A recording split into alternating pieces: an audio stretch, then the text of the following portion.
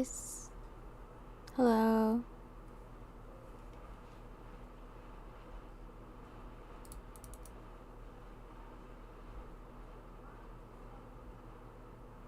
So, hello, hello. Hello, hello.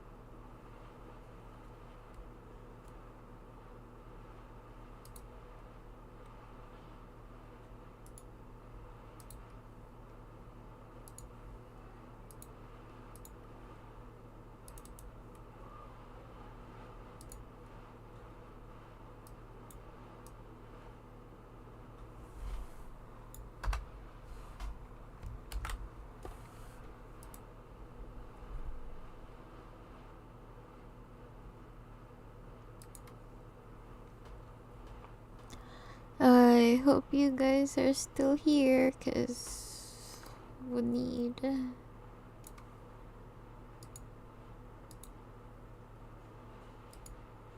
Hello.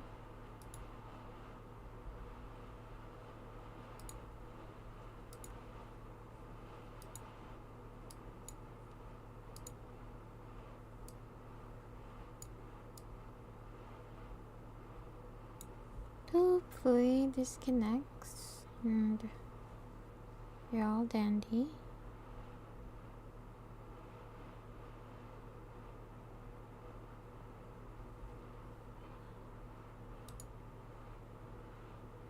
I really hope that this works, cause it's been really hard setting it up is really alright.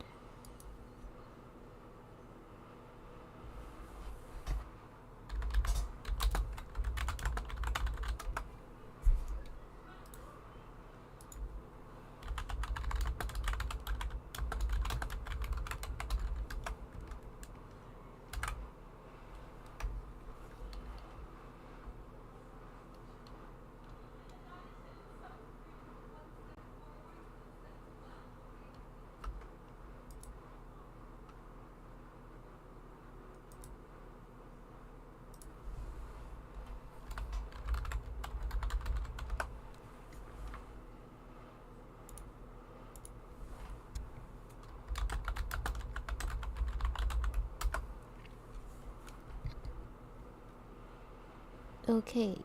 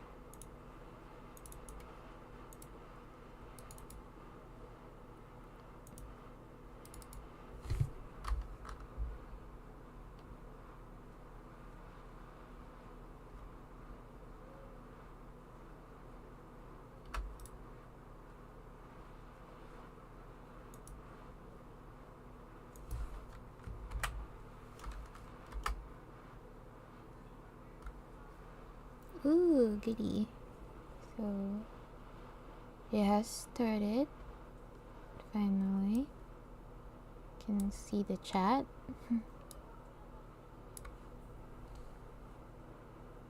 Hello, guys. How are you all today?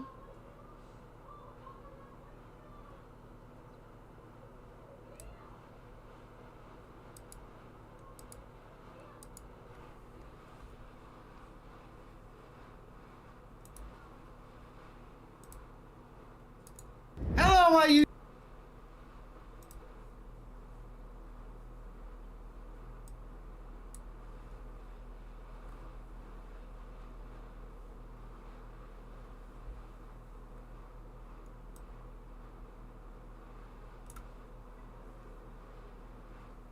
How are you all?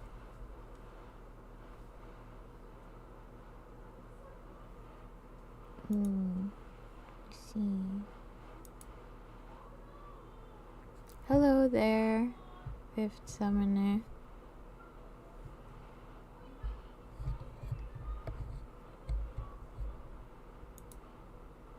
I had to stream again because my software crashed. So here I am now.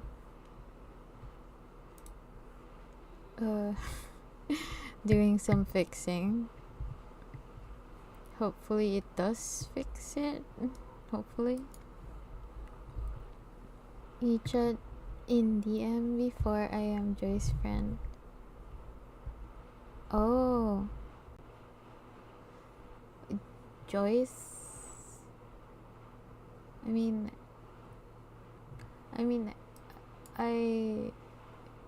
I know a Joylene, not Joyce. Okay.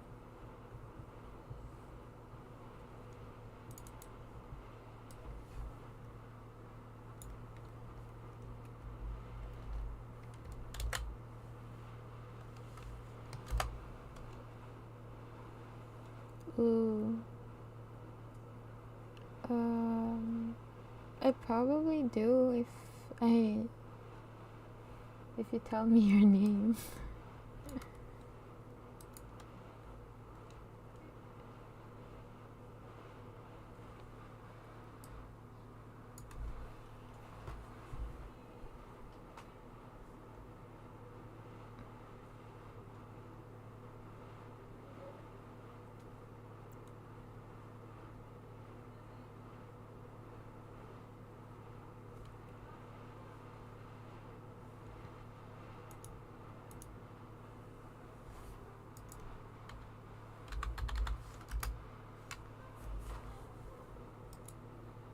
Okay, it works. Nice.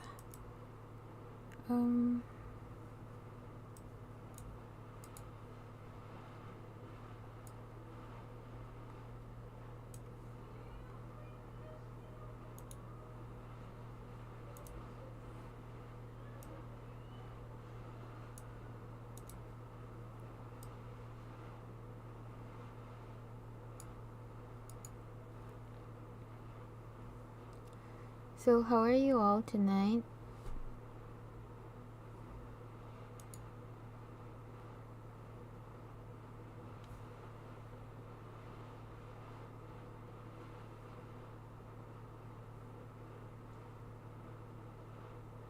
Hello, hello. Is my stream okay?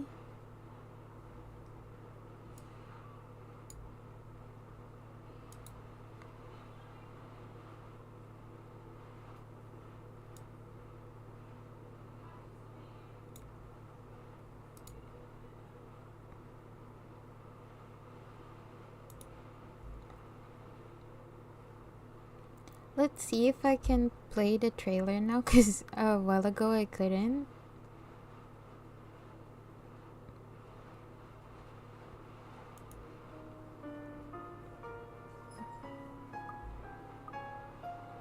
Let's see. Okay, hoping it plays. And any minute now.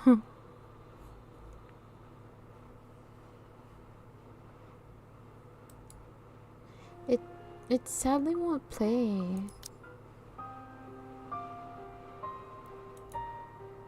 No, let's watch that later.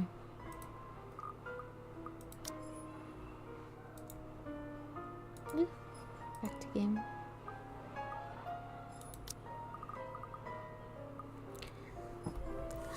So hello guys again, my name is Frigg and tonight we are continuing Marianne's POV. Vincent as well as I do probably know you.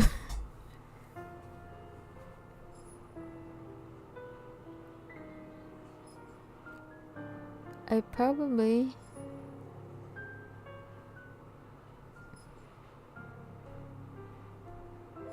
Well, hello there, Vincent.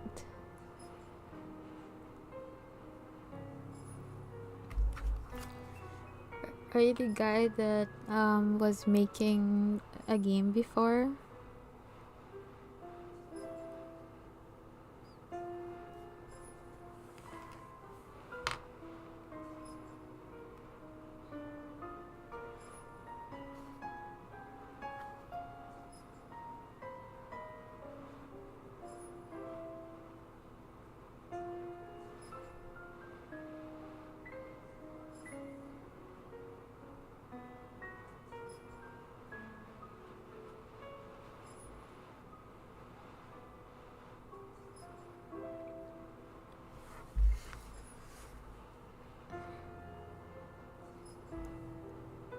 So, as I was saying, my stream a while ago was cut off because of some software problems, but I was able to fix it now. And I hope we could finish up Marianne's POV without any problems anymore.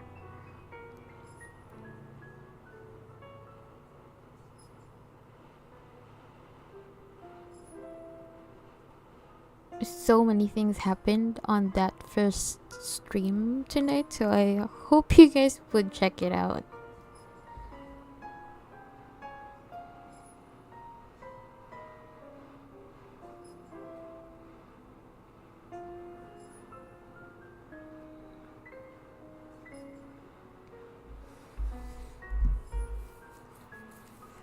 Okay, it's time to continue. I am loading the game though because I saved it just in case. Okay, here we go. But even in my own home, peace is elusive, as is sleep. I lie awake thinking of what I saw in that mansion, of who I saw. If I so much as hear a single whisper from her, if I so much as see a wisp of her hair. Cutie pie icon. Thank you. Yeah, I did a little thingy. I'm afraid I'll go mad. But none of that happens, and it makes me feel hollow. For 2 nights, I've had trouble sleeping, but I've only one morning, when fatigue has already let me rest, that I'm reminded of what terrifies me so. October 26th, Wednesday. In my restless dreams, I see that mirror, the one in the study, and in it, I see her. I see them. Lorraine and Hannah. Hannah and Lorraine. Oh, pathetic Marianne. Work, work, work. She'll work herself to death. See? See, she doesn't listen. That's all she did. Look at what happened to me. They talk among themselves with cruel smiles and venomous tongues. Or rather, to themselves. 2 heads, 1 body. A horrible mockery of these women, as if they were the one and the same. More's the pity. Life goes on and goes out, and she doesn't even see it. Do you think she'll even realize when she's kicked the bucket herself? When they say a person has a hard time telling when they're in a dream, it was true often enough. Even this bizarre sight, even with the obvious implication that this isn't real, I can't help but feel distress. Likely. Is that any way to live at all? She might as well be dead. Cruel fate that she's alive and I'm... well... Though they speak into each other's ear, tones low and hushed, I can still hear them as clear as day. Their whispers pervade the air, heavy and oppressive. They bury and dig into my head like tiny maggots worming their way into my skull. It is only then that they take notice of my presence. Eyes turn towards me and I can only feel small under their scrutiny. Caricature smiles etch on their faces, mimicking each other grotesquely. Oh, Marianne! How long have you been standing there, dearie? Come join us, Marianne. We won't bite. Unless you ask, that is. Have you been looking at us? Spying? How scandalous. Such a naughty girl. I'm sure you were just waiting for something lewd to happen, weren't you? You know she will not admit it. She thinks it wrong. You've said it so yourself. Yes. She thought me wrong, impure, abnormal, because I loved her. Oof. My breath hitches and I open my mouth to protest, but they stop me screeching. The mirror that holds them cracks lines spidering across its surface. Do not lie! We know the gluttonous thoughts you try to deny, girl. All those desires you bury beneath that sickening guilt. You act the martyr when you turn the bed you lie in into your own hedonistic hell. You are nothing but a tainted soul with filth-stained flesh held together by falsehood and pride.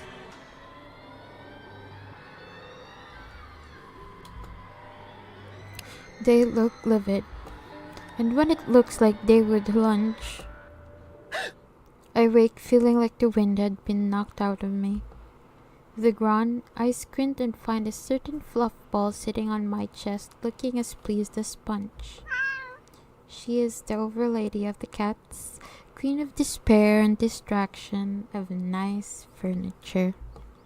Though I can't stay mad at Her Majesty because it feels like she did something good this time. I was having a nightmare, but I can't even remember what it was about. Trying to recall leaves a terrible pit in my stomach. Maybe it's probably better that I don't remember. Good morning, Baruthiel. Who's a good kitty? Are you hungry? Is that why you woke me up? A content purr comes from my sweet dear before she jumps off the bed and trots towards the kitchen. On the other hand, it takes me a bit more before I roll out of bed and start my day. Mornings before work is always a quiet affair. Shower first, then a mug of coffee and a bowl of oats. Sometimes I do stretches, and I always check my work email. The Wrights will be moving into the mansion today. I don't think the paperwork is officially done yet, but it isn't too far-fetched to think they were allowed to start their move despite that. Rich people like them will always find ways to get what they want after all. I'll be leaving you again today, Beth. So you behave and make sure not to shred up my new covers, okay? And don't worry, I didn't forget tomorrow is Black Cat Day, so I'll throw you a party. But only if you behave like a proper lady. She barely gives me a glance as I say that before going back to her own food. Cats. Still better than humans, most of the time. Too bad I have to work with humans. The place is already busy as soon as I get here. The foreman, one that I've recommended to the Wrights for his work ethic, is early as usual. Already he's instructing men here and there with the bigger loads. I have no chance to talk to him as Mrs. Wright appears and greets me with a smile. Mrs. Wright, I hope everything has been to your liking thus far. Good morning, Marianne. It has been delightful, and these men have been very helpful. Look at all this. It's so busy here. I'm getting tired just looking at them go. No complications so far with the movers or the previous owners of the mansion, I hope? If anything, the only one being problematic is Luke, if I'm to be honest. He can be such a diva, but I do like that about him. She stops, looking up at the upper landing, where Mr. Wright comes through with two other movers and the mirror from the study. Oh, do be careful with that mirror. We wouldn't want anyone getting hurt because of broken glass. Why are you even having it carried around? Oh? You did say you didn't want the mirror, and I keep getting distracted by it.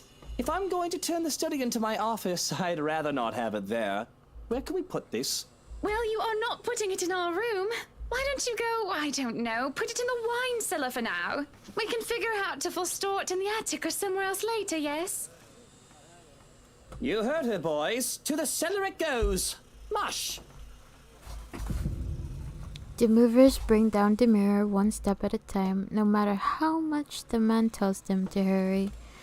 An unsettling feeling grows into my stomach as I see a reflection in the bloody thing. And I look away, not wishing to risk anything. If I see Lorraine's image in that mirror now, I wouldn't know what to do.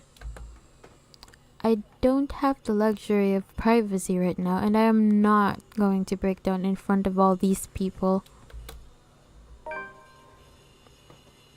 Mrs. Wright only shakes her head and laughs at her husband's antics as they take the mirror out of here. He's back and at it again soon enough, pointing the men here and there.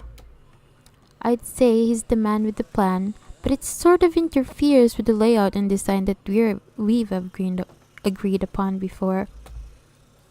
I'm about to point it out, but... It's better you let him realize his mistakes on his own, rather than tell him of them. That way you do not get blamed for his actions.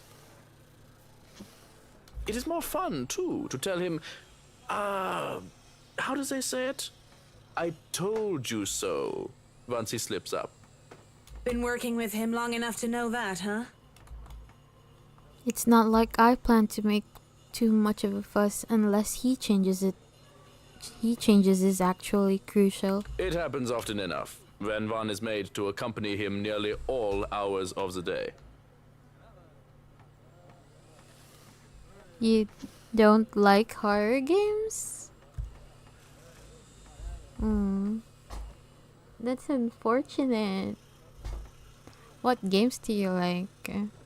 Up, higher. Come on now.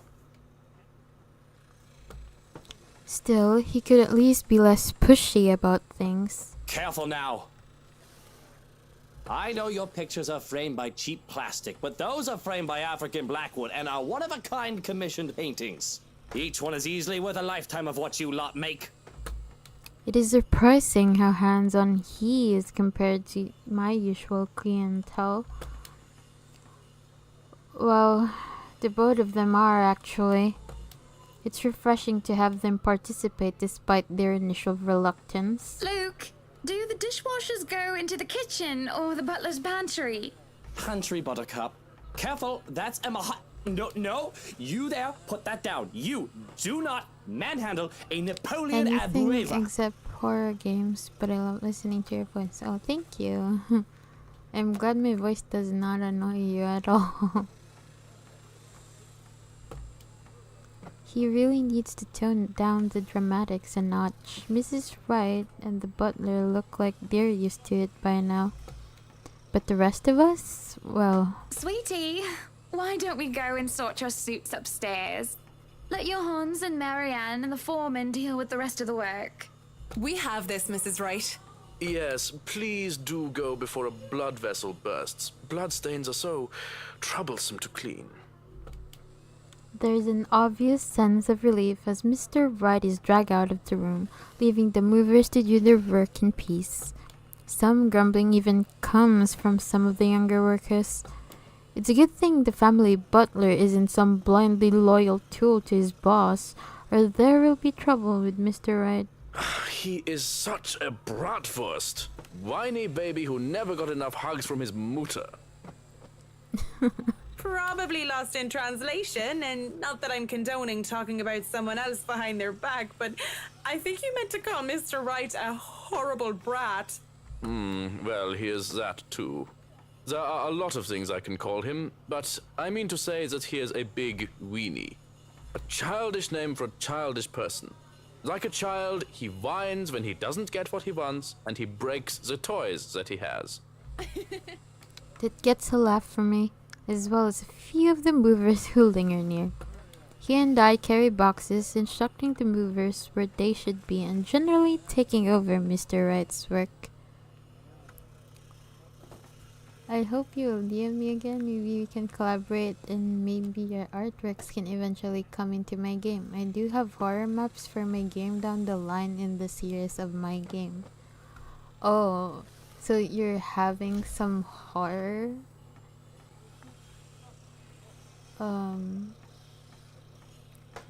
That's interesting. Since when was your game published? Was it Dimensional Shift, if I remember correctly?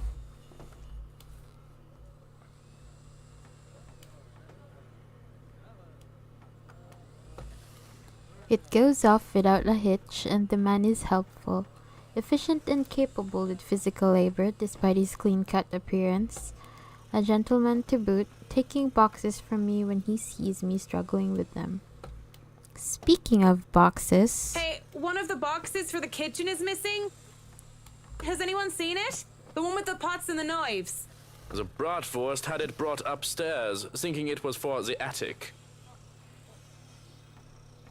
Yes, only the demo is out, but the game is coming by the end of the year, of this year. Nice. I would probably check it out. Is it okay if I turn it into a video? Or maybe stream it? You know, so people to see. For people to see. The bratwurst had it brought upstairs, thinking it was for the attic. Why would he... Sure, I would love it. Okay. Thank you. I got the dev's go signal. It's clipped forever. Oh, never mind. I'll go get it. Oh shit. Is something gonna happen here?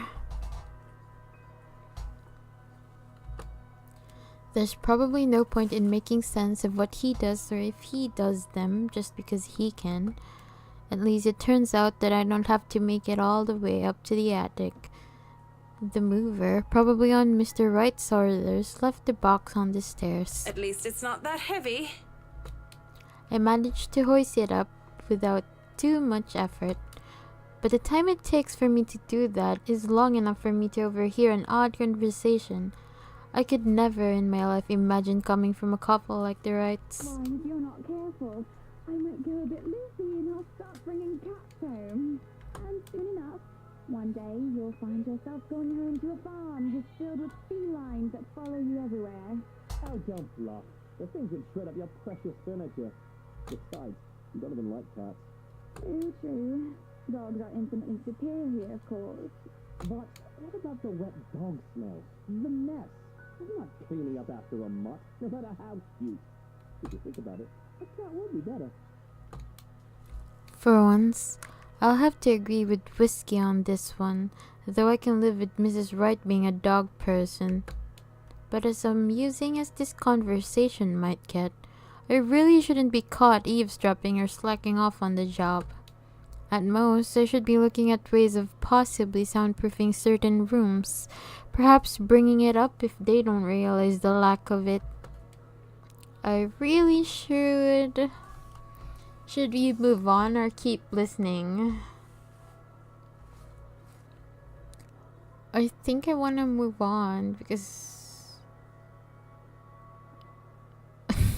I just don't want to eavesdrop. let's just move on.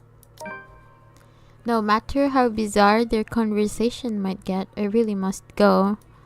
Not to mention just standing here when I have no more reason to loiter just feels wrong. Besides, the magic word here is privacy, and I respect that. Keep it in mind, and I won't have a guilty conscience filled to the brim with the secrets of the rich and famous in my hands. I'd take the stairs 2 steps at a time if I wasn't in danger of getting stabbed by my baggage and if nobody else was in the foyer. But as Johannes takes the box from me, I only give him a small smile. There's no reason to gossip about the peculiar conversation of his employers. He's probably heard much other things from them, and he doesn't seem to be a cat or a dog person either. As soon as I follow him into the kitchen, he raises his hand to stop me. Nine, I know you are a very skilled architect, and I have seen your work. But this shall be my kitchen, and I shall fix it according to my wishes. Yeah? Kind of weird anyone would think that pots and knives are supposed to go anywhere but the kitchen, huh? I assume he's gotten them confused. It wouldn't be the first time. Confused? How does that even work? I understand covers, carpets, or even curtains getting mixed up. Hey, I'd even understand pots being mixed up with silver decor. But knives? Oh, he has a collection of ornamental ones from his father. It takes them everywhere he goes, wherever he moves. I guess that makes sense. A bit. Still odd. He merely shrugs before going back to work. The movers work efficiently even when they're left alone, and they do quick work of their responsibilities. The head foreman comes standing in the doorway to consult me on this or that, and I have to go help out every now and then. But they pretty much have everything up to the standards. They skip lunch entirely, not even realizing when they do so. Nevertheless, all is well as the butler gets to heating up the leftover bubble and squeak from breakfast and makes a generous batch of fish and chips for them. Most likely simple in comparison to what he serves to the Wrights, but well done nonetheless. That smells good. Want to wrap up some for me to go? It's an idle observation more than anything. My thoughts as they are preoccupy me. If there are any left. One can't go wrong with fish and chips. Everyone loves them. Even my husband. And he's American. I really do hate getting so up close and personal with my clients. It's a distraction. It is obvious to me that I've gotten my priorities all wrong when I can't help but think about what I heard, what I learned about the right couple. These things have a way of creeping up on a person, thoughts, ideas, whether they are fact or fiction. They creep up and fester, crawl and writhe in a way that twists. I hear giggling, delighted and mocking. They creep up and the sensation of fingers ghosting briefly on my arm causes me to freeze and hiss. Don't! I half expect her to be there. Whoa, no need to scream bloody murder. It's just me. Quiet down before you break glass. But it's just whiskey. Don't do that again. Ever. I don't like being scared, though I don't believe in the likes of spooks. Being startled is not on top of the list of things of Marianne like. Lucky for him, I have nothing within reach, or he would have gotten on friendly terms with something like a rolling pin. What was with that reaction? Were you really scared? Has Johannes been telling you ghost stories? He just loves to scare people. Isn't that right, Brother Gurium? The butler's expression is unreadable. I hardly see any emotion on his face to begin with, since I started for the Wrights. Aside from the vague amusement There must have been something there though, judging from Mr. Wright's own content look. The expression on Mr.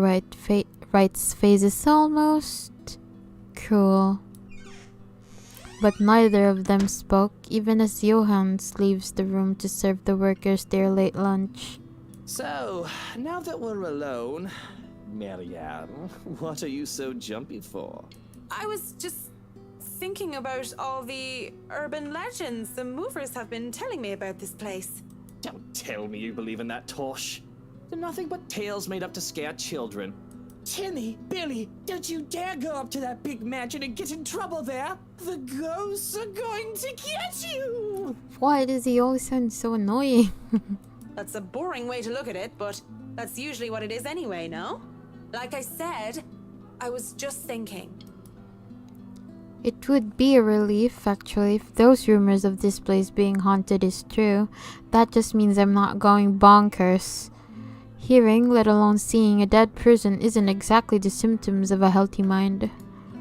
Sure, it means there would be such things, such as ghouls and goblins, but at least I'd be sane.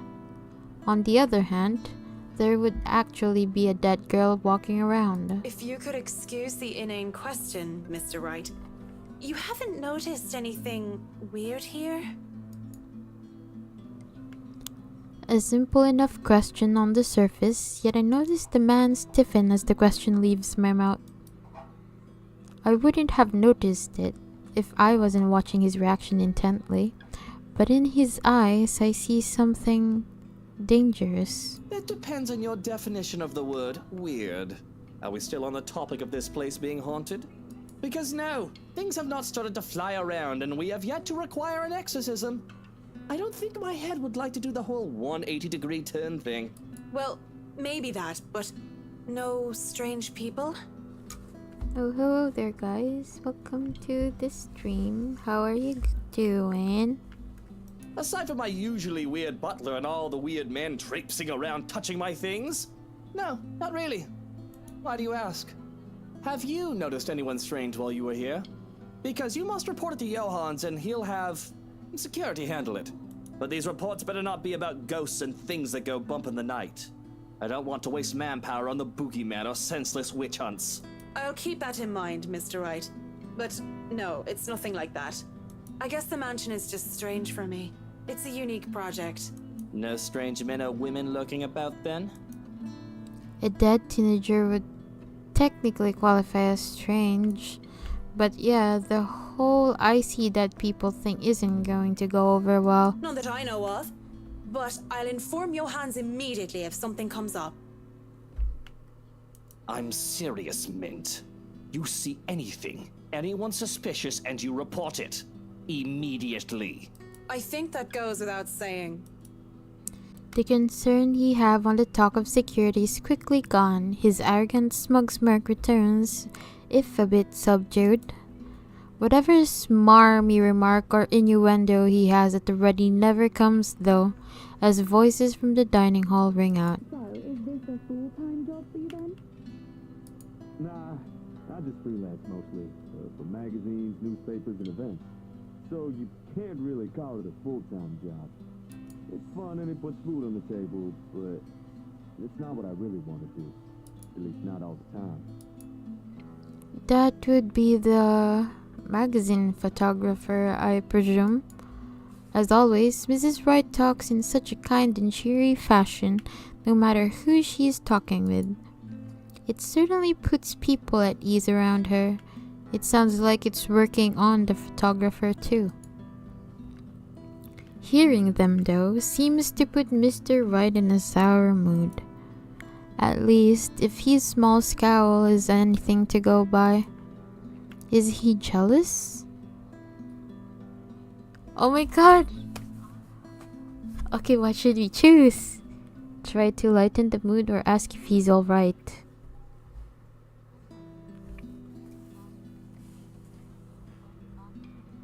What do you guys think?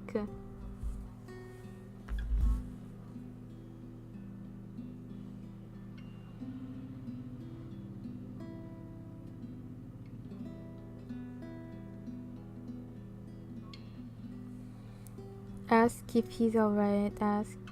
Okay.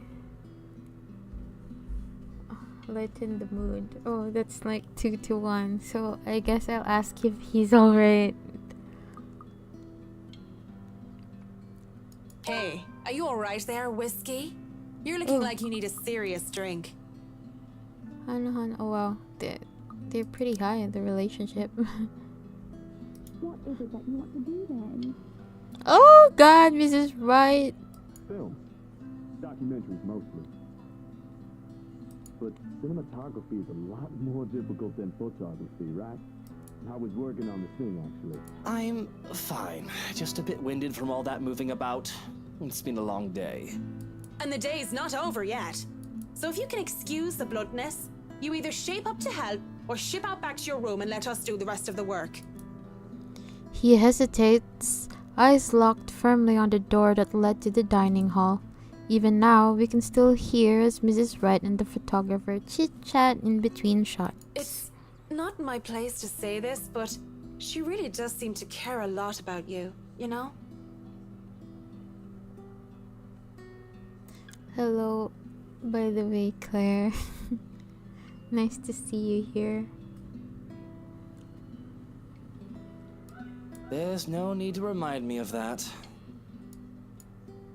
A strange smile appears on his face before he shuts his eyes and sighs. Tell the workers that you're all dismissed early. That's nice and all, Whiskey. But we really shouldn't just take off. Delays aren't a good thing when it comes to big projects like these. The sooner we tackle certain issues, the better. And I trust you can take care of these issues another day. Don't make me ask again, Mint. Just tell the others they can go home early. And to not worry, they'll still get paid the remaining hours. I don't know what prompted this.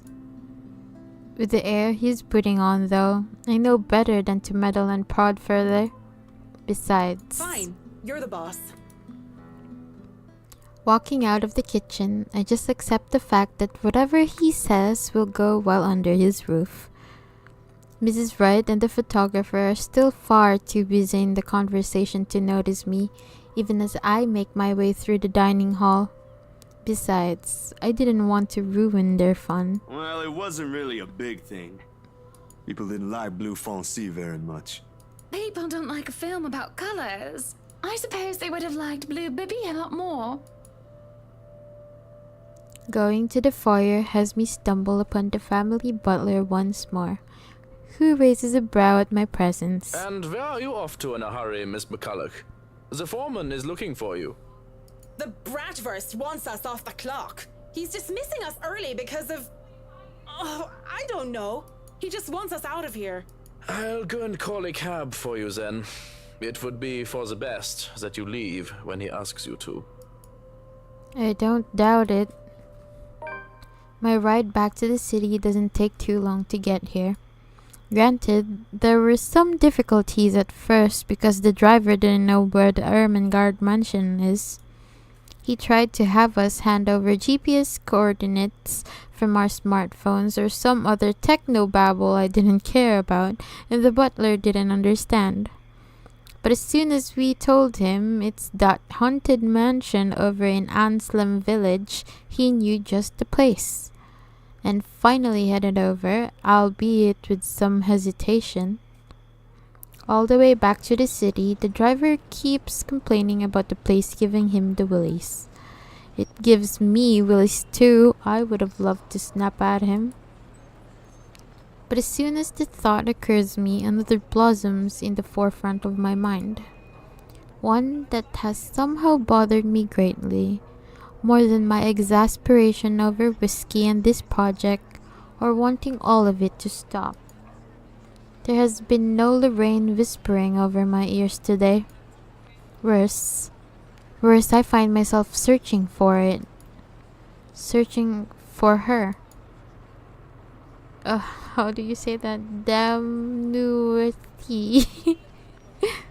Loose ends. Fucking bloody loose ends everywhere. I thought I've already moved past these years. And it does nothing to help me curb my frustration. If anything, it only ensures that I want a stiff drink. And where else do I go to drink? Tuesdays are for karaoke, and Wednesdays? Improv. Usually, it's these four guys who did hilarious games. The one with Irish drinking songs are always a crowd favorite. Though I love a good laugh, stand-up comedy isn't my thing.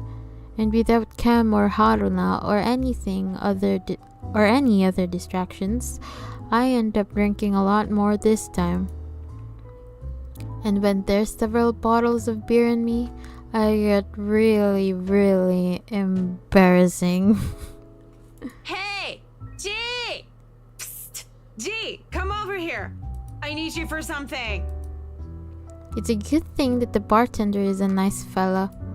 I'd probably have been kicked out of other places by now. Or worse. If push comes to shove, all he would do is give me an easy smile and a shake of his head, even when he's attending to other customers. Just like now. Give me a moment, will ya? I gotta go check on her. He's some Asian guy. And I'm pretty sure I've seen him before a couple of times, although he never talks to anyone else except G. The girls used to be all over him too, but he always turned them away. I'll be here. You go do that before she falls over. Why is his name Asian Joe? And look who are we having? All right. What is it? Ooh, Ash. Yes, it's our Ash. Do you need someone to help you get home?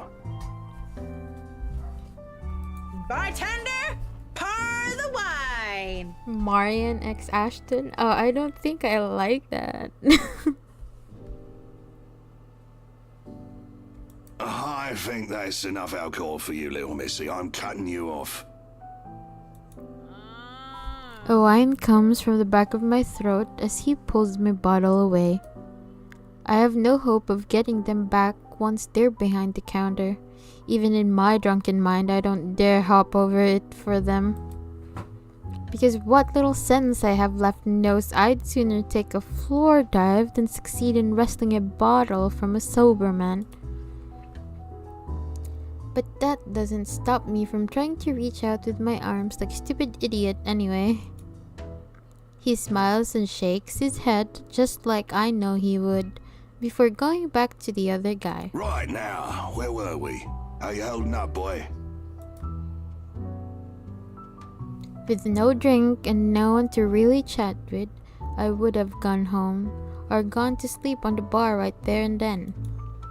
But I'm not ready to stand up and try to wreck back home just yet. Same old. I'm still on the Luxborn firm case. Those blokes they talk about being in dark suits, whisking people into the night or some shit and all that. Didn't the media call it some ridiculous name in the morning news?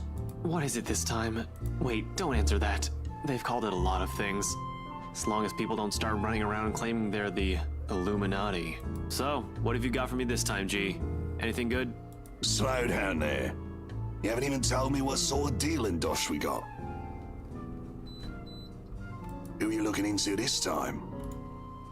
Their talk would have interested me, would have kept my attention if I gave a damn. But in my current state, I can barely give two fucks about the things going on around me. All these words are just buzzing, barely surfacing from the sea of sounds that is the pub. Marianne can be shipped with anyone. You can say that again. And it would have stayed that way, perhaps even drowned, if didn't hear his name. Luke Wright. You know the guy. Oh boy. It's always him, isn't it? And don't pretend like you don't, G. It takes a special kind of ignorant not to know who he is. That smug blonde who likes throwing around his money. He was just here a few days ago, as a matter of fact. Great tipper, if you think him just dumping a wad of cash on the counter after having too much whiskey counts as tipping. Why are you asking? He dirty? You have no idea, G. He's probably the worst sort you can imagine. Oh gosh, what is he hiding? What is he hiding? Luke fucking right.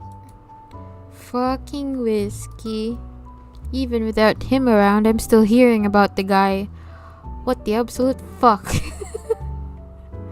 Jeez, Marianne, you should really slow down on that alcohol. Despite this, I find myself getting up and sauntering over to join them before I pipe up. Can you guys hear me? This is bad. Why does it keep going like this?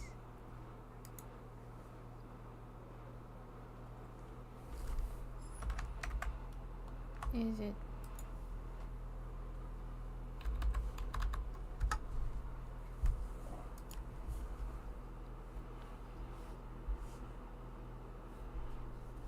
Hello? Can you guys hear me? Oh gosh. Something's really happening.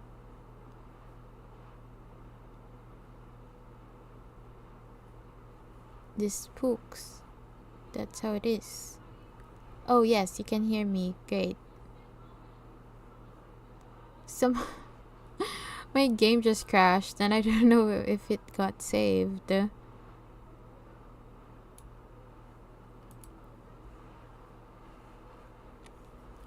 So glad that you guys are still here after all that.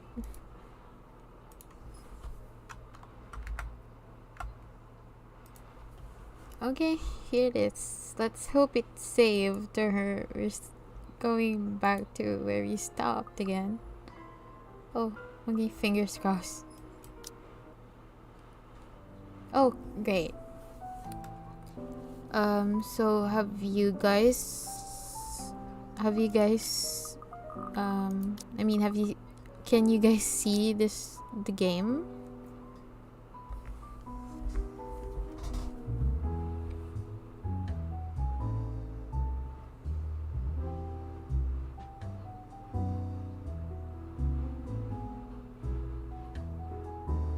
Oh, cool.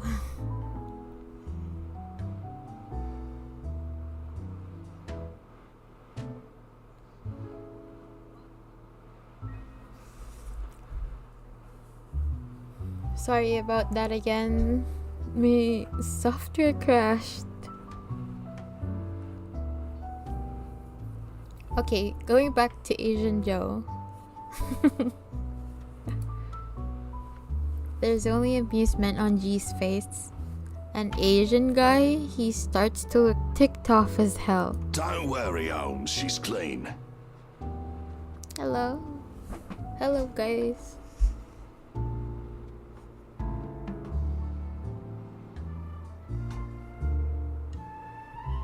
Welcome back, one and all. I am so sorry.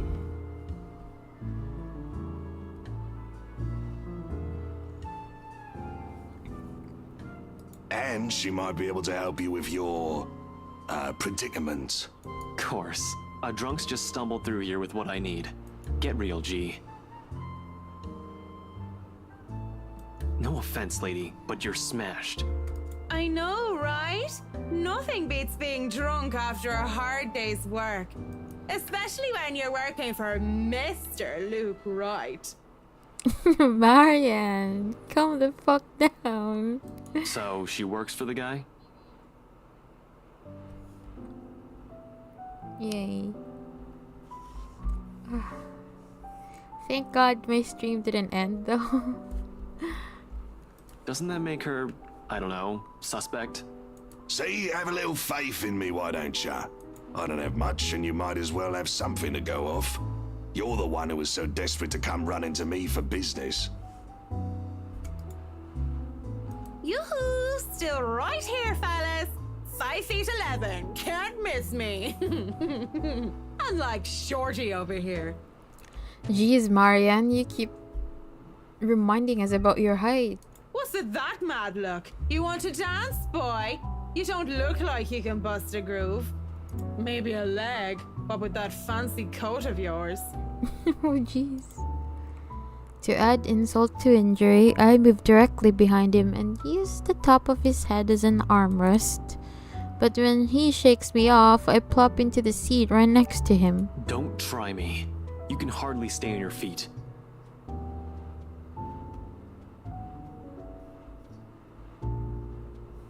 We don't want to ruin your fancy coat, do we? Ah, children, the both of you. But you're still standing after all that, are you? Matt, you see this giantess? She's a legendary regular here. Been drinking like there's no tomorrow. Legendary regular here at a pub. I don't think that's good. And the giantess?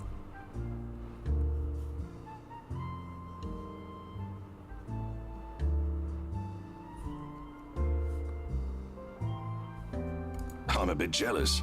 Can't do that anymore on my liver. With the mic, too. Oh god. I sense something is happening. Dear god. Marianne the clingy type, so hot. Is it though? Okay, so my game keeps hanging for some reason. I don't know if you guys can see it. Store chat.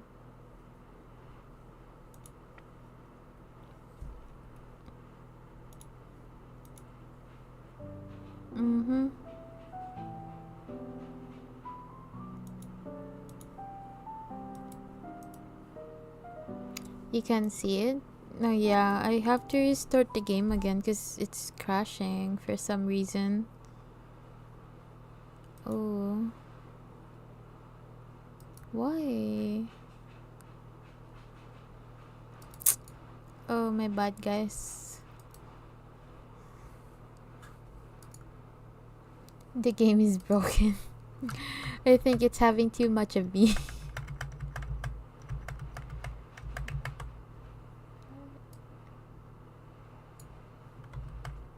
I shall restart the game.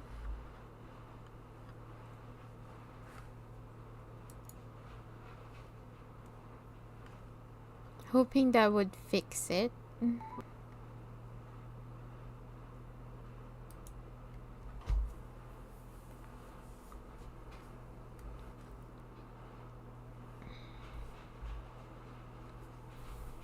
It doesn't usually this doesn't usually happen. Yeah, this doesn't usually happen, but it keeps happening tonight.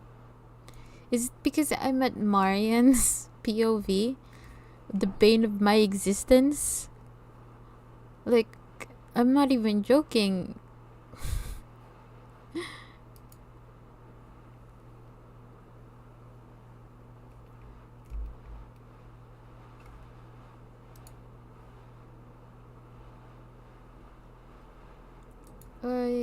My apologies. I shall quickly fix this.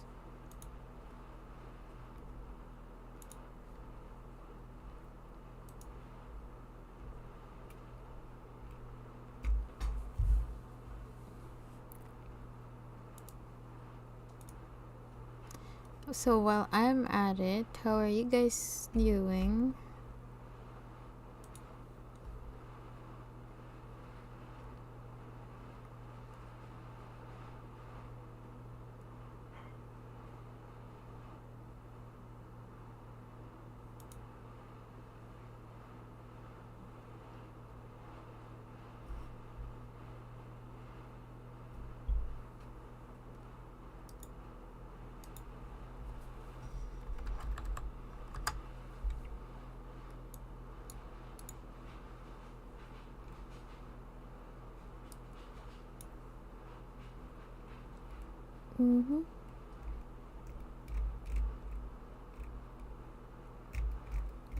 The letter.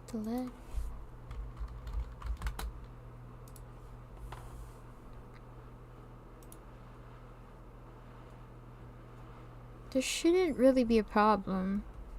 This is odd.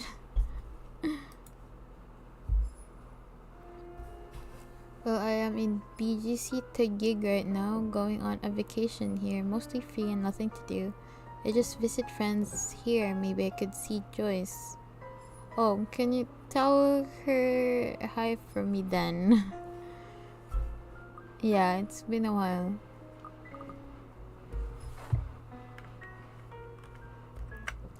Okay, the game is back. Can you guys see it?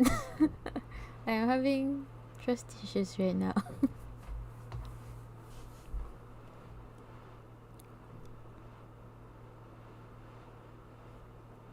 Mm-hmm.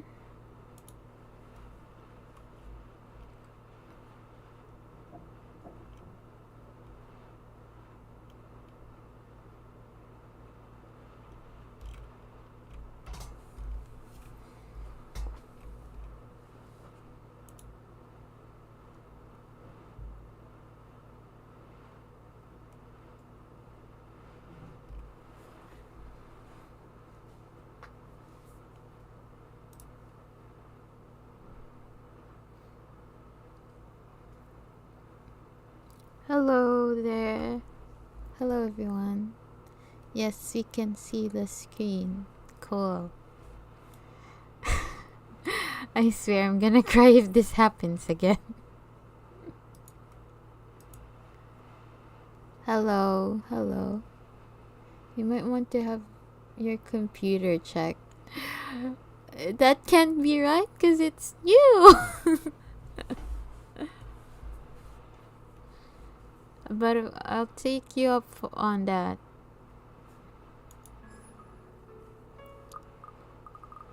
Okay, fingers crossing again, cause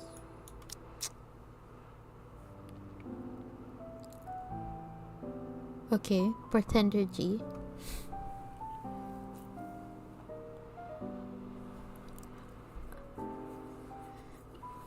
Bartender G says, I'm a bit jealous, can't do that anymore or my liver will give out on me. Good with the mic, too. Don't see you much recently, but I guess you're always busy, aren't you? You're some fancy designer or something, if I remember correctly. Wait, I know you. You were at the open house for the mansion. Yeah, that's right. Marianne McCulloch. I'm a famous interior designer extraordinaire. Ooh, that rhymes. Oh my god, she's that drunk. Oh, guys, please let me know if my game crashes again because sometimes, like, I don't even notice it until it's all blank.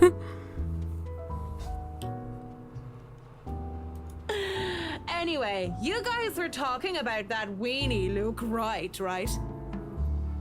She's hammered, for sure. Or something. Can't really talk about it.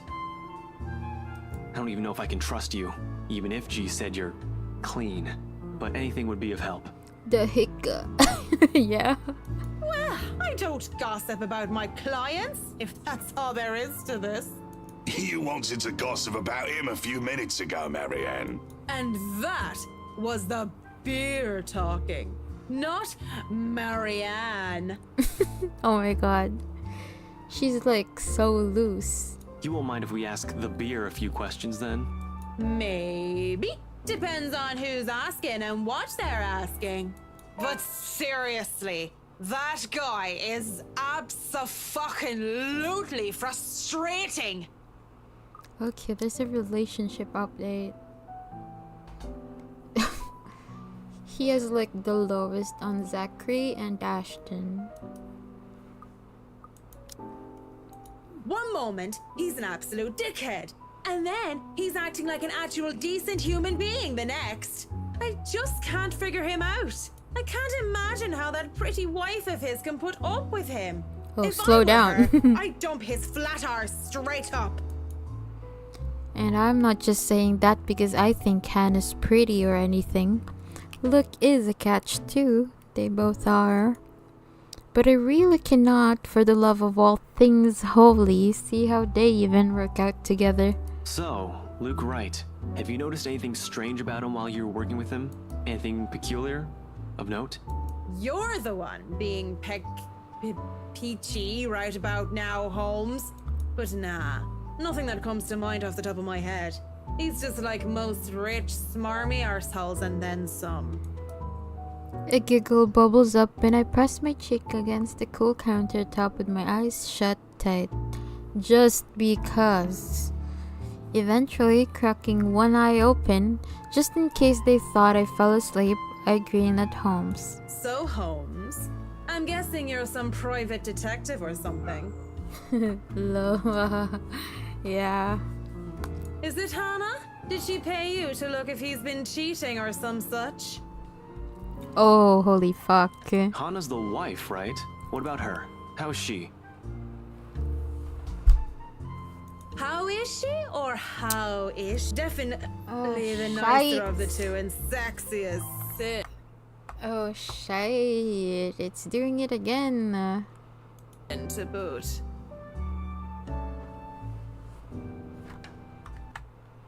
I cannot, for the love of God.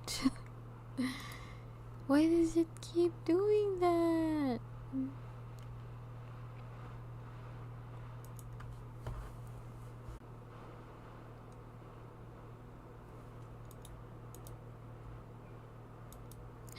Can anyone see my stream?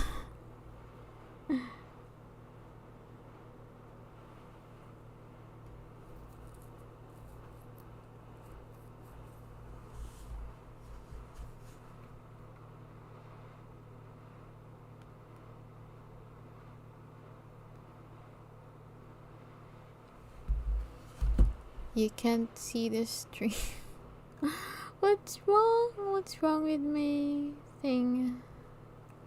There's nothing. Okay. I'm trying to fix it. Hoping that I don't have to end the stream in this very unfortunate event.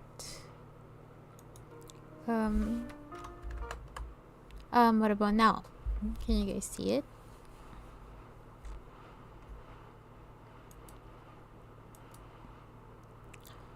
It's certainly hard because I'm really sorry, guys. This doesn't happen usually, but for some reason, really, tonight, it's been doing that weird thing. I think the game just doesn't want me to play Marianne at all. Like, I've been really scared playing her. And now this happens. Spending time with you is what I wanted anyway. Oh, that's super sweet of you. Thank you.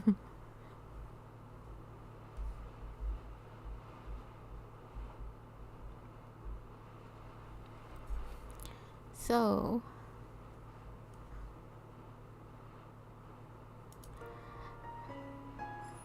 let's continue where we left off. We're never gonna leave the pub, guys. You're just gonna be stuck here with drunk Marianne. No, OBS and the letter do better. I know they keep crashing. Hello, Bobby.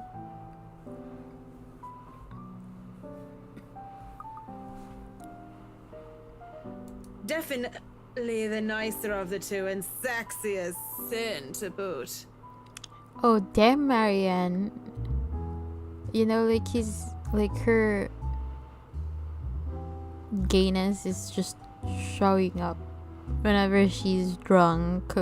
Not a private detective then. Yo, I love the icon. Oh, thank you. I did something. You know? She's letting her inner persona out. I know, right? She's like the truest of true when she's drunk. You love the icon? Oh, thank you for loving the icon. Are you from one of them tabloids wanting to know if the Luke Wright doesn't know how to put his pants on right? The mouth is even moving. Oh, yeah, I did something. And thankfully it works, but I am hoping it's not the reason why my game keeps crashing, because that would be stupid. That something is magic then. Yeah. Pants. I'd take the pants off of... Oh my god, Marianne, please calm the fuck down. Here we go. Slipping. I haven't been this drunk in such a long time. It's a miracle I've been coherent for as long as I have been right now. I'm asking you if you've noticed any odd behavior from her. Odd behave... You what? Marianne has no chill. Yeah, she's always in the heat like her cat whenever she's drunk. I wonder how she'd be drunk. I can just imagine her like the giggly sort. Holy shit, Marianne. I don't think so. What do you think? These are serious questions, Marianne. Lives might just be at stake here. What do you expect? She's smashed. This is how you get killed, Marianne. For some odd reason, she's always, you know, like, she's always safe here. Why am I even doing this? This is getting me nowhere, G. She's not a reliable source. The chief, let alone the courts, aren't going to take the word of a drunk. This'll be dismissed, and I might be in trouble if they try to argue that I coerced a testimony out of her. This is a fucking train wreck. You're a fucking train at Combs. You're a fucking train wreck now, if you Oh ask my me. god, see? Bartender G agrees. Maybe it's about time you apply the brakes and stop for a bit. The wave of despair that comes over the both of them is palpable.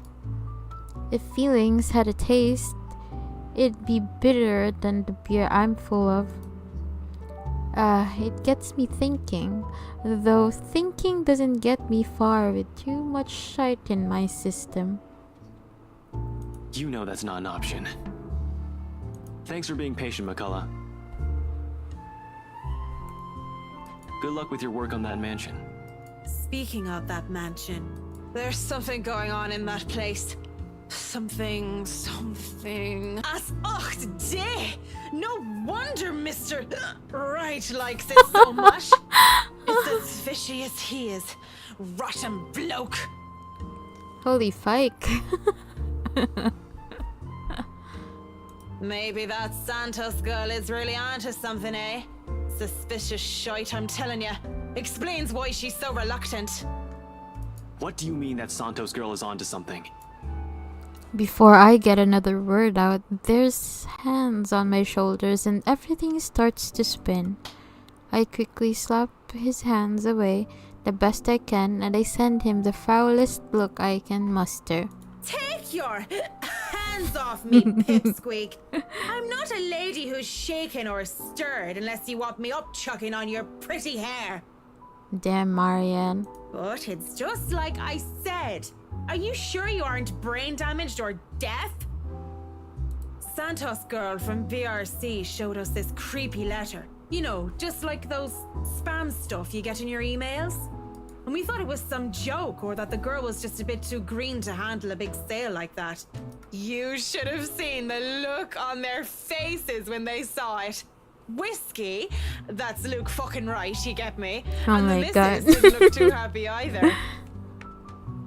I should have taken a picture and posted it everywhere.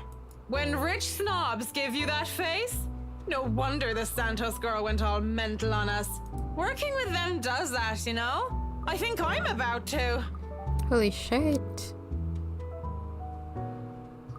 Calm the fuck down, Marianne. I'm not mental yet, am I? Anyway, just like I said, in that man... Hey, you okay? Holmes? You're looking a bit shaky yourself there. And he really is pale, paler than before at least. I can see the gears turning in his head over time. Suddenly, he shoves a card in my hand. On it, his name, Ashton Frey, and his number. Flirty Marianne. Yeah. But he has second thoughts as he grabs it from me and slips it into my pocket. You're cute, pretty boy. But I prefer blondies. Holy shit. Calm the fuck down, Marianne. Like, Marianne, whenever Marianne speaks, like, she makes me flustered. I feel flustered. Well, you're not exactly my type either, lady.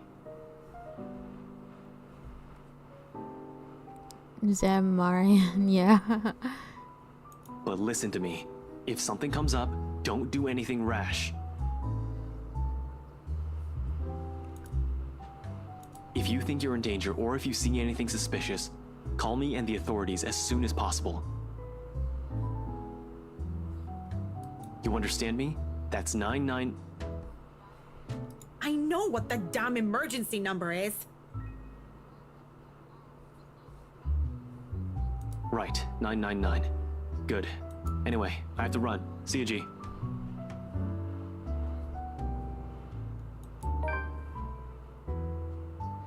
The guy is quick on his feet, already getting up at them as soon as the numbers leave his lips.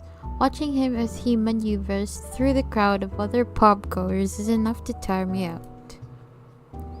Fast as he can, he's at the door and throws us a smile, and that's all we get before he's gone. Just like that. Oi, what about your drink, boy? I'll go put it on your tab then. Poor G. Holmes boy always like that, G? Pretty much. But what about you? I suppose I'll put your drinks on your tab too. Don't want you to spill your wallets when you look like you're close to spilling yourself. Yeah, and if it's fine by you, I think I'll go take a bit of a Poor cat G nap indeed. here. Go right ahead. I'll wake you when I close up shop. Oh wow. Mumbling a sleepy thanks, I doze off on the spot, face pressed on the counter. Already, I dread the pain I'll have for sleeping in such a position, but when you gotta go, you gotta go. Oh shite, wait, why do the I can't even. Oh, Marianne! How long have you been standing there, dearie? Come join us, Marianne. We won't bite. Unless you ask, that is. Not that I can get much sleep to begin with. October 28th, Friday. Do people ever have the feeling that they're working on something they really enjoy, but still, it eventually tires them out?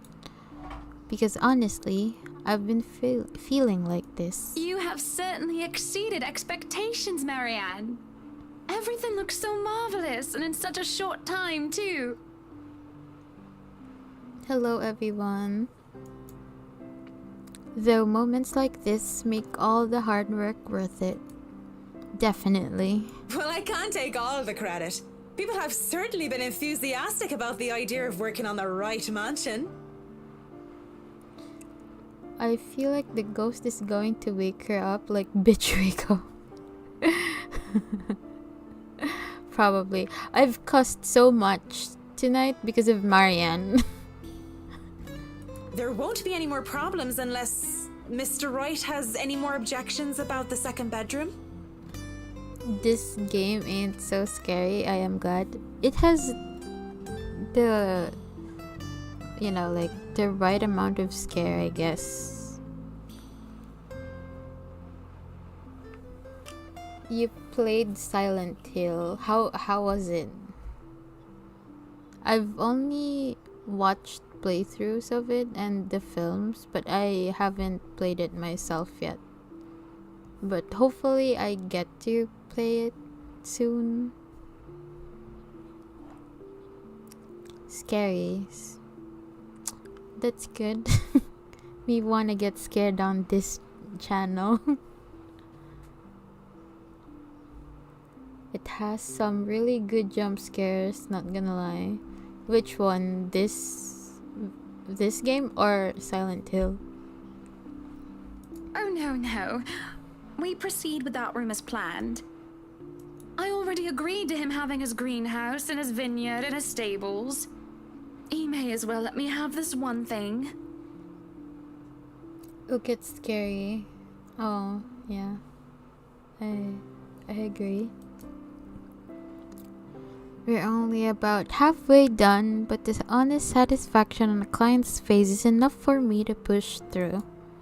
Let's face it, in between my exasperation at Mr. Wright's antiques and her, I've been burning the candles at both ends.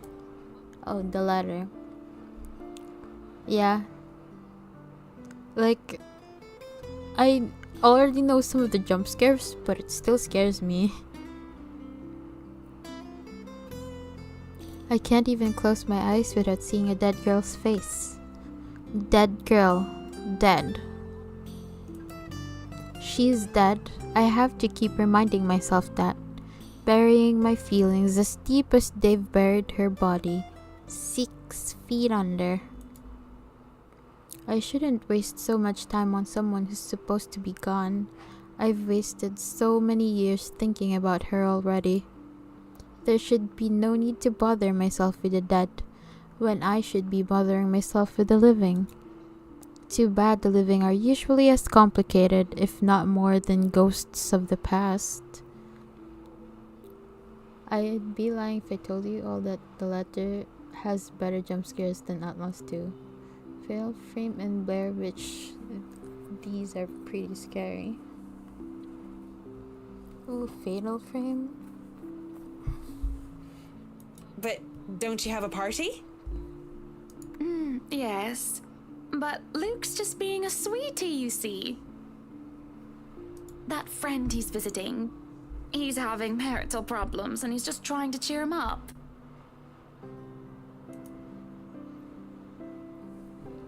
It's even more complicated when the living in question is a pair of rich and famous socialites way past their honeymoon phase.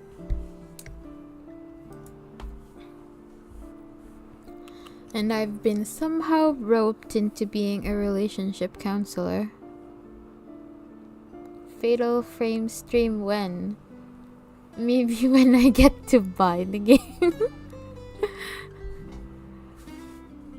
I'll make a poll on my community and then hopefully you guys would look into it and comment on the comment section so I would know what to play next. Now I don't want to watch this. Thank you for the heads up. No, you must watch it. You already started. You have to finish it. We all have to finish this together.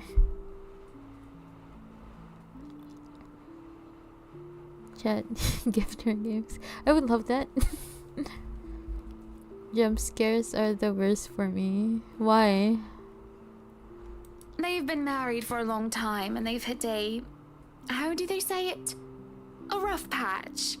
His wife has a drinking problem and can be very neglectful. The poor thing really does his best to be a good husband. Your heart may not take it. Oh my god, if you have a heart condition, maybe you shouldn't watch this.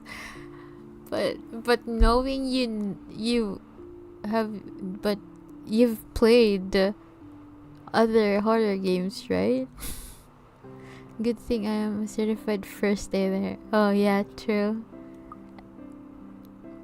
Wait, have you guys? Does that mean you haven't played horror games, or have you actually played horror games? It's just that you get super scared. But it's never enough for her. We have a certified first aider here, so I guess we're all fine. Sometimes I think it's the years. Maybe it's been so long that they've lost that romantic spark. You can take this. I think you can take this game.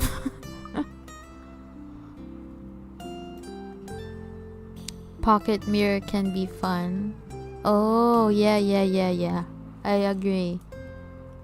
What do you think? If I'm going to be completely honest, I need to ask. This is about you and Mr. Wright, isn't it? I don't play the modern ones. Oh, I see.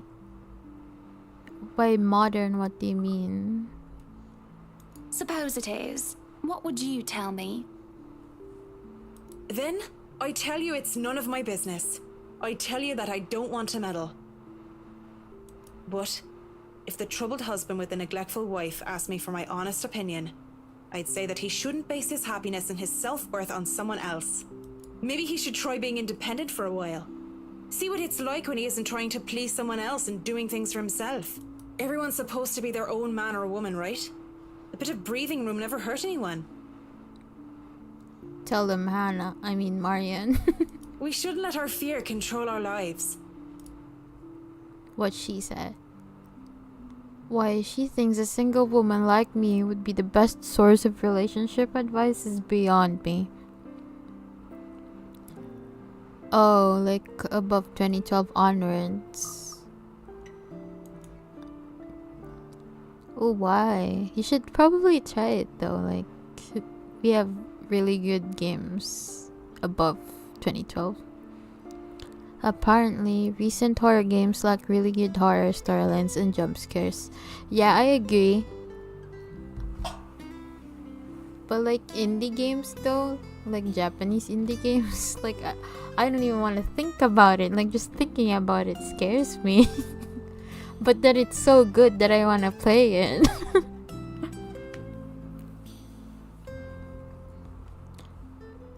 Still, I talk and answer to the best of my abilities. Without realizing it, I'm already pouring out a part of me that I had thought were long gone. I like to believe my words will be of some help to Mrs. Wright. If I'm honest though, they are some help to me, like some weight have been taken off my shoulders. But Silent Hill 2 remake looks good.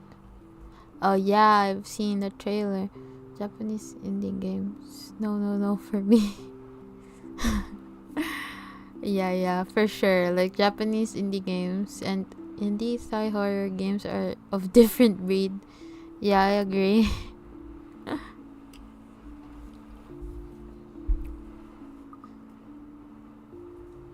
Like those two are just like you just wanna play it with someone sitting right next to you and not when you're alone like what I'm doing right now.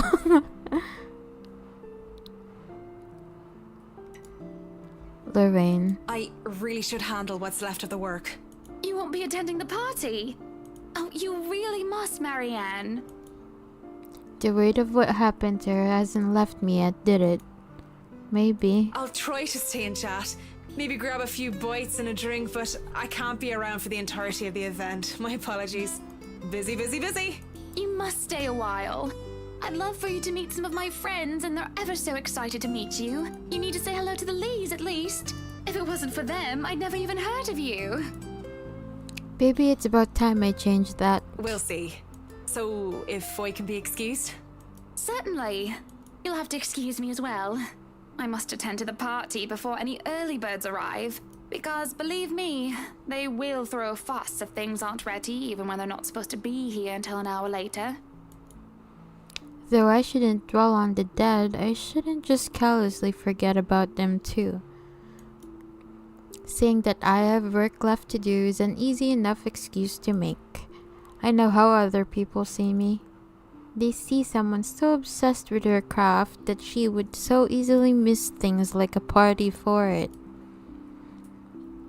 Outside the parlor, people hurry about here and there in preparation for the Wrights' grand housewarming party. None spare me a glance as I slip past them, each working on their appointed roles and not daring to slack off while they work for what is probably the most powerful couple in Lugsburn. I make it into the kitchen with ease, the wine cellar being my final destination. Holy shite, this is it. This is probably it. I have to do better. I'm so scared. But when is a great task ever simple? Probably never. And this is a great task, isn't it? My greatest one yet, that is worthy of being called a quest. I'm not acting as Marianne McCullough, the professional interior designer, when I chose to lie about being too busy for a party. I'm Marianne McCullough, a lawful neutral cleric with 9 points in wisdom and 8 in charisma. Just thinking of it like that makes it a bit cheesy. But it helps with the fear. It helps overcome the insane thought that I'm actively seeking out something that has been plaguing me for years. I might face my worst nightmare, or I might see nothing and find myself imagined grand quest fall flat. And who would have thought that the gatekeeper to my final quest would be someone I thought would be a valuable ally? Schnell! Hurry up, you snails! We are on a deadline and you are wasting my time! The butler comes from the cellar into the kitchen, tailed by a couple of others. People who I assumed are most likely chefs and bartenders. He raises a brow, seeing me just standing there by the hatch, by the trapdoor. It almost looks like he's going to throw me out for being in the kitchen without permission. But then, he motions for the others to disperse and familiarize themselves with their surroundings. Meanwhile, he continues to stand there, preventing entry into the darkness beyond. What are you doing here, Fraulein? This is not the place for guests or in an architect right now. I request you leave. I was just looking around for any last-minute things, yes? Yes, you have been doing that a lot. Looking around, snooping about. Now is not the time for such things. If you're not careful, people might think you are up to something. Ooh. The look he gives me as he says this is almost chilling. If life was a game book, he'd probably be the true neutral warlock guarding the treasure room. A difficult opponent to beat with 9 points in wisdom and 8 in dexterity. Well, I'm not done yet. I actually need to go into the wine cellar. Just need a quick go at the place.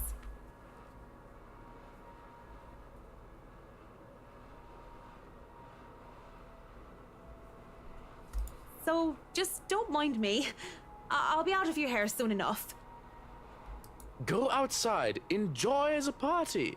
Bask in the praise and adulation they will no doubt shower you with when the madam speaks highly of you. Ew. Surely you've had enough of this stuffy old kitchen by now. You do not want to cause trouble. Both the Bratwurst and Hannah want this to be perfect.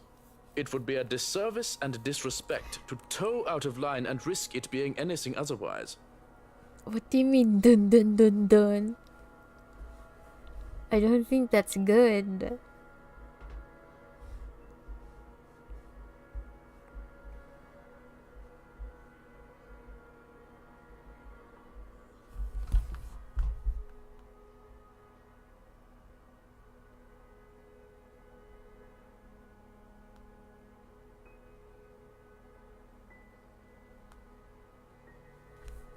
It's keeping her from enjoying herself. And more importantly, I will be blamed for any failure that happens tonight. What do you mean by that, Marquess? His intervention almost turns me away. Maybe this is a sign I'm not meant to seek Lorraine out. Hello there. How are you guys tonight? Thank you for watching.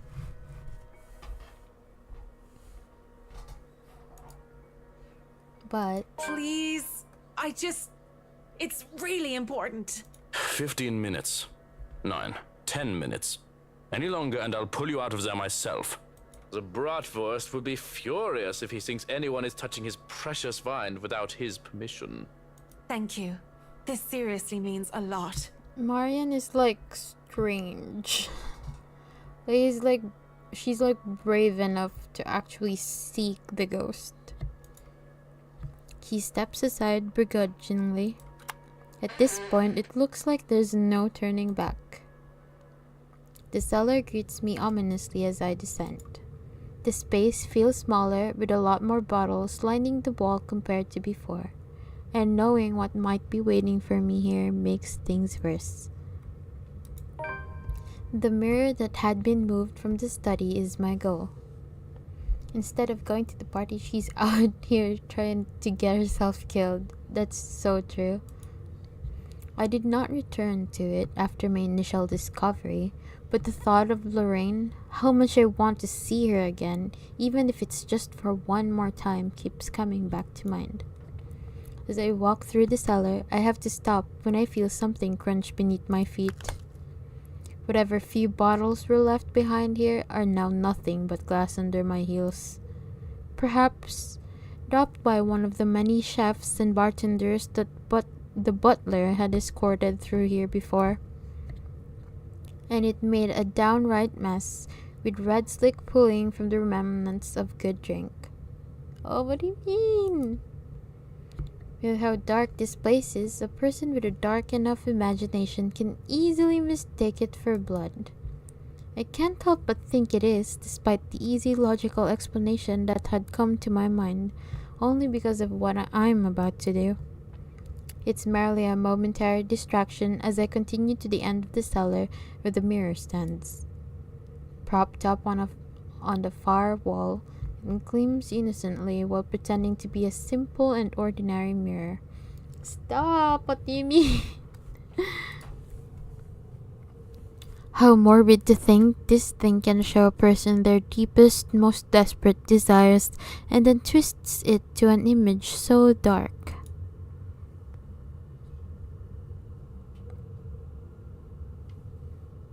That's what I had seen that day. Though I heard Lorraine many times, I'd only seen her here within its frame. I wonder if people have discovered it before. Mirror of Erased. Yeah. How many were wasted away in front of it, enamored, and how many were frightened away by what they saw. Yet as I stand before it now, nothing. I can barely see my own reflection in this darkness. How does this even work? Mirror, mirror on the wall? Something? Anything? Nothing. Touching its surface doesn't make it magically activate or anything like that. There is no sudden surge of power, and I am not suddenly granted sight. It stays what it is, a mirror. Oh my god. Was Lorraine's appearance in the mirror all some sort of fever dream? Am I really that burdened with guilt and despair that my mind would eat itself in my stress and have me hallucinate such things? Either way, just going here on some crazed obsession for a girl long gone must warrant me a trip to a doctor. Already, I feel ill. Ouch. Oh, sorry guys. After a few more minutes, in the hopes that something would change, I turn around to leave. I can just go back upstairs like nothing ever happened, perhaps drop by the party for some hors d'oeuvre, then go home and collect myself. Besides, Mrs. Wright is expecting me and I'm Going to leave me again then, are you? Holy shit. I stop in my tracks, but I don't turn back. As much as it pains me, I don't look back. If I'm just hearing her again, desperately delusional, and I look back to see nothing, I don't want to give myself false hope. But when I feel fingers around my wrist pull at me, I look back in shock. My first thought is, how in God's name is this possible? Run back upstairs? I don't think she wants to. And the second is Lorraine. Her hands are cold. Are you that mad at me that you're just going to ignore me, Marianne? Let's go back to the fact that she is seeking for a 5th grader at this point and she's 30 years old. I don't know what to say, and I can only stare at her in wonder. She stands there in the mirror with only her arm extended outward for my sake. She wants closure, true. But in real life, you can't really have the closure you want, so she's delusional.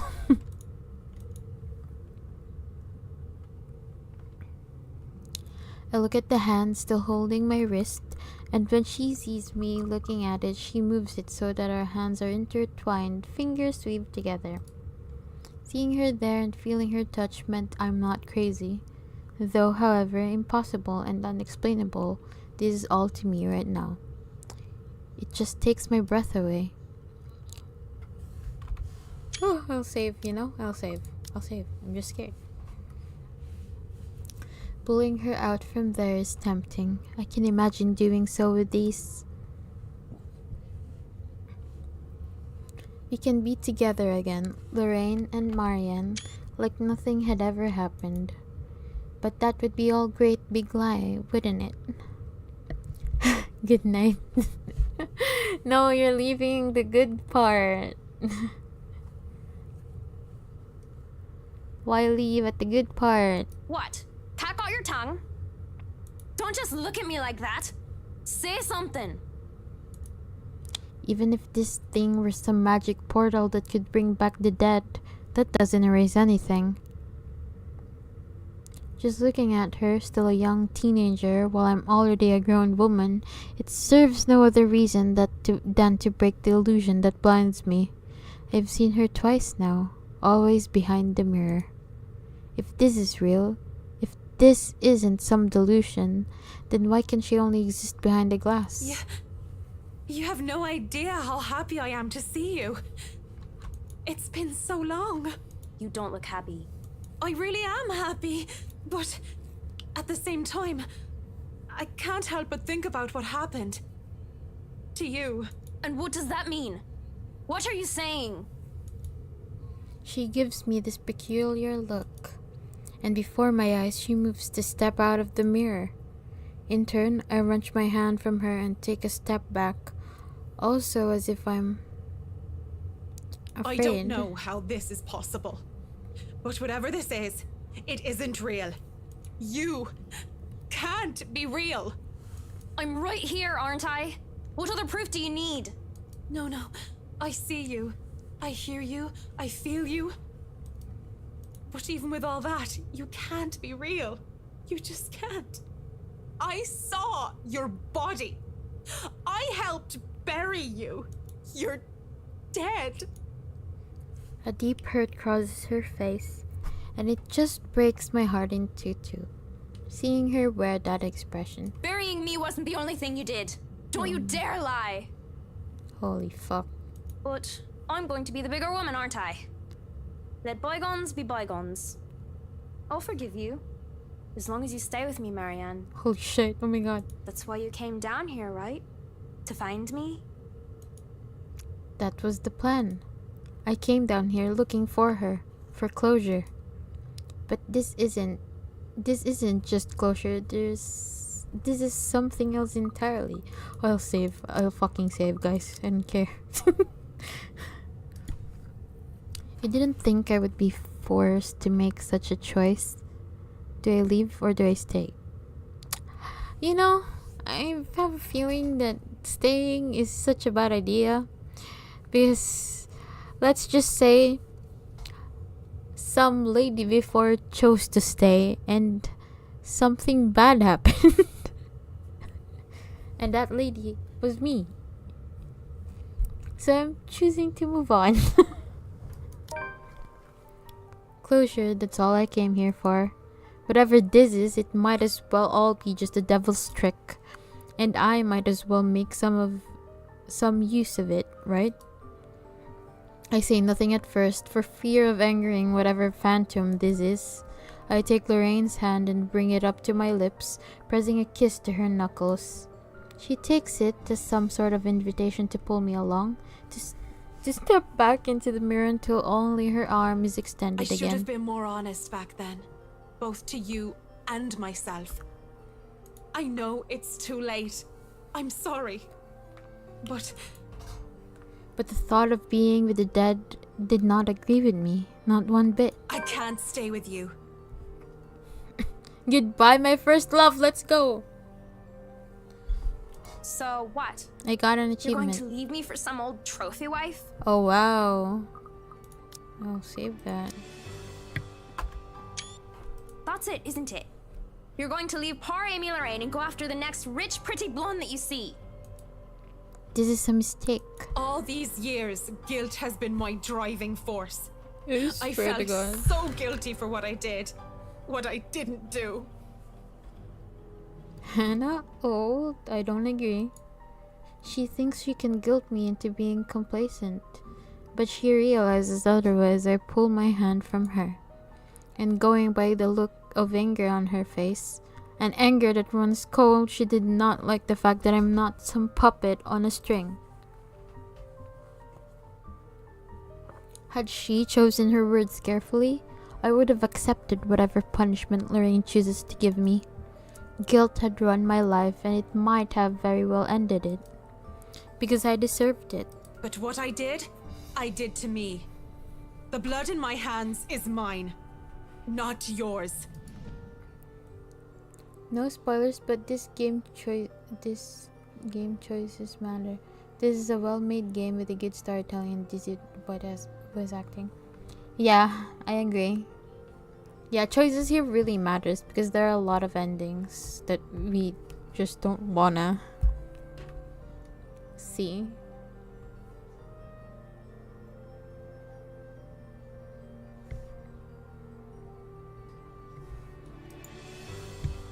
Yet I keep talking as if she is. I broke your heart. Don't you dare deny it! It was your fault! Because I loved you more than I dared to admit? Yes, that was my fault. But I never meant to hurt you like that. Despite my words, no matter how sincere they are, she appears angry, enraged in fact. It's been years since I last saw the face, and even now, the memory of it still etched deeply in my mind. The hurt, the tears, and the hate spilling from her eyes that day, the moment I rejected her. Rejected myself for who I am. And she definitely will hate what I'm about to do next. To my left, a wine rack. And from there, I take a bottle and spray it to all the saints I can remember.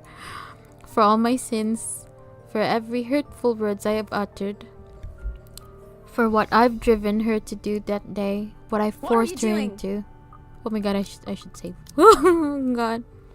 I do it without thinking twice. Quickly, before I can hesitate, I grab a bottle and send it straight towards the mirror. Shards of bottle in the mirror are sent flying everywhere as Lorraine's screams echo in the cellar. Bitter, searing, like every wounding accusation she hurled at me. Look will not be happy with the wasted wine. Yeah. They've never left me. I doubt they ever will. But with this, I can move away from them, from her, live my life as I should, free from the burden. Her burden. Because the Lorraine I know, the real one, the person I loved will never want me carrying this to my death. As the screaming dies down, I can't help but mutter weakly. It's done. It's done. Mirror, mirror on the wall. We got another achievement, guys. Oh, Lorraine. Forgive me, Lorraine. I take some time to compose myself, breathing in and out, stamping down on the tremors, still racking my hands, straightening out my jacket and fixing my hair. All a weak attempt at returning myself to someone resembling my normal self. I was clipping my nails. This would probably be easier to do so with a mirror, but I likely won't be able to stand looking at one for a long time. Well now, I should probably go back up there. Party to attend, rich socialites to do business with, and food to eat. Oh my god, I'm so happy. Mrs. Wright will be happy if I make some time for it anyway. Yet one last time to the shattered glass beneath my feet. I'm sorry, Lorraine. May you see God's light on the path. Turning around to leave, and for good this time, the uneasy smile on my face falls as I see Lorraine, whole and well. Come on, Mac. You really didn't think it would be that easy, did you? Holy you shit. get bonus points for trying. But you should know an 8 in charisma is not enough to turn undead. She advances towards me, backs me against the wall. Holy shit. I can't even reach for another wine bottle without putting myself within her reach. Despite my earlier bravado, I didn't think she'll be able to exist at all without the mirror. Can you blame me though? It's not like I'm an expert on the supernatural. That's not. You shouldn't be. What? Out of the mirror? Did you think just moving on will erase what you did to me? You're nothing but a murderer, Marianne. A murderer! Stay back. You're not real. Leave me alone. Stop. I'm trying to move on with my life, so why won't you let me? Please. Just get out of my head and leave me be. We're trying to find an exit when there's a click. The next thing I know, I'm falling back into darkness. Holy shit! Behind closed doors. We got 3 achievements, guys. We got 3 achievements. I fall on my back and a door slumps shut behind me. In a daze, I look around warily and find myself in another room entirely.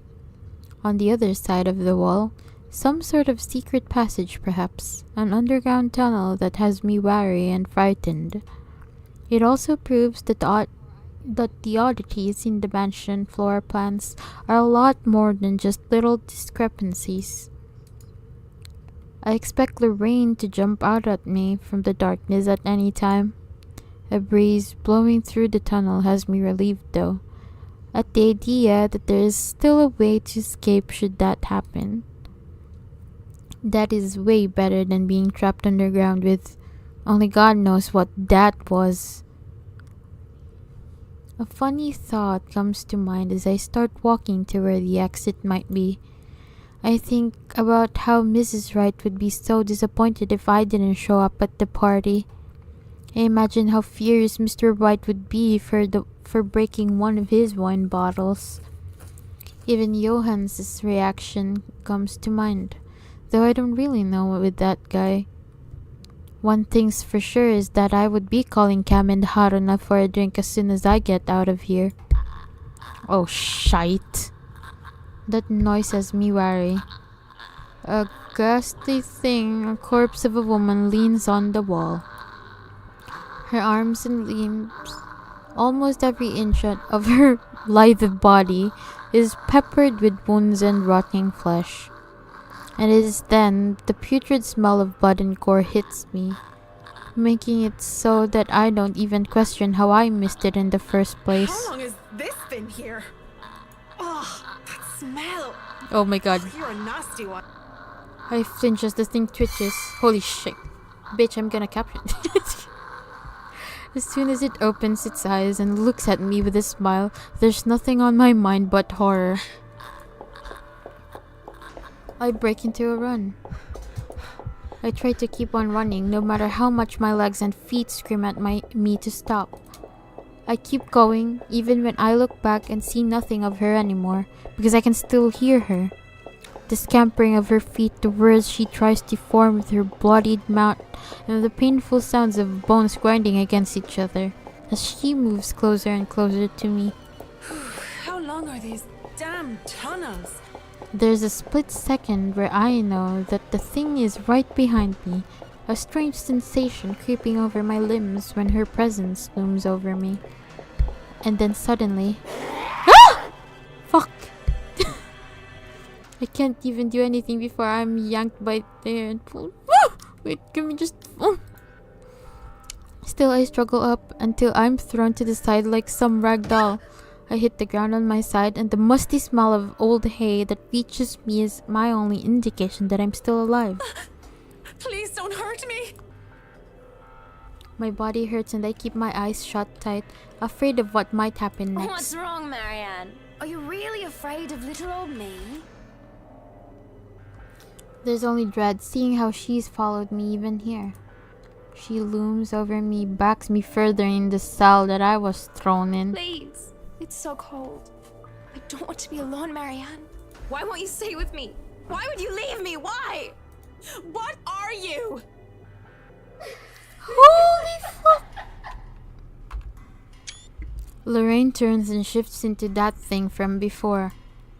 And with that same gruesome grin, it takes a step forward towards the cell. Towards me.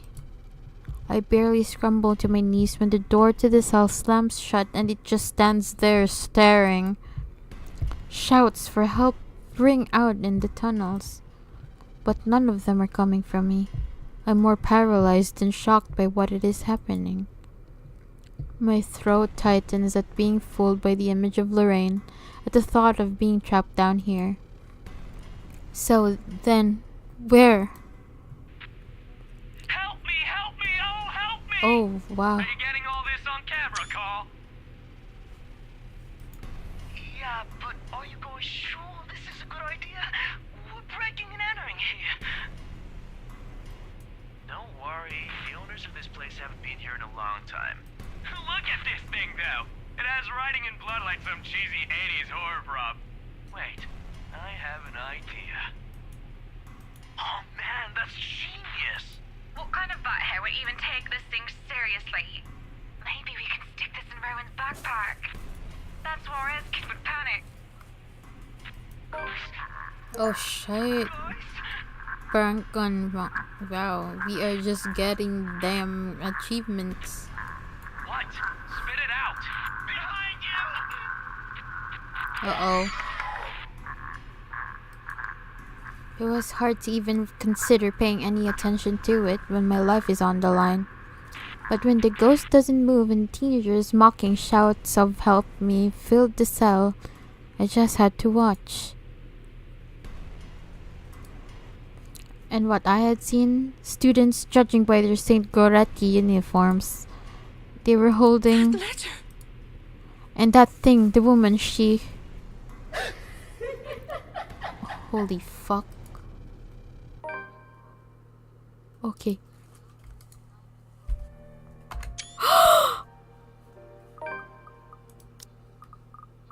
We did it, guys.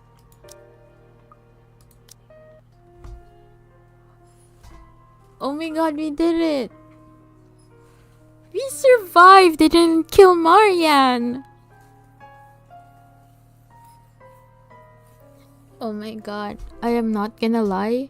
I thought there was gonna be a QTE on that part. Like, I have to make her run or like do the thing again where I have to pull her out. But we did it, guys. Oh my god. Wait, let's see. Options? No. I think it was where is it? Extras? Oh no, my bad. Oh crap.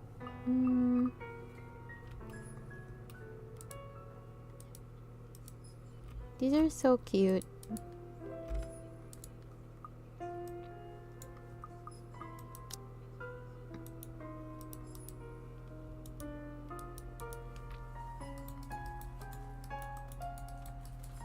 Yet.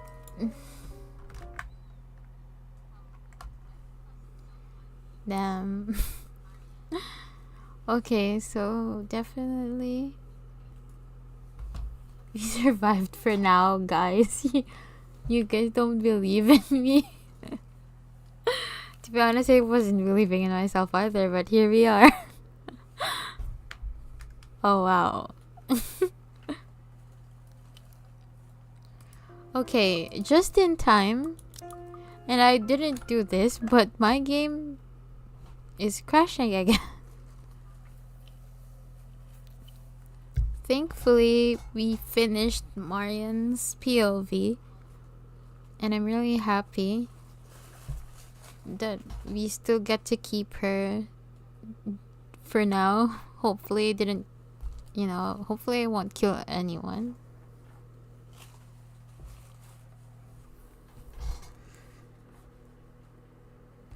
Oh. Yep, my game's crashing.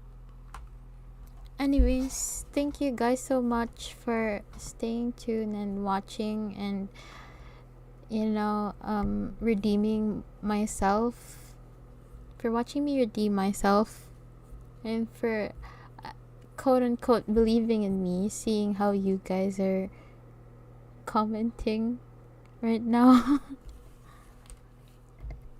But thank you guys so much. I really had fun with this stream. You guys were really active. It's really nice talking to you all.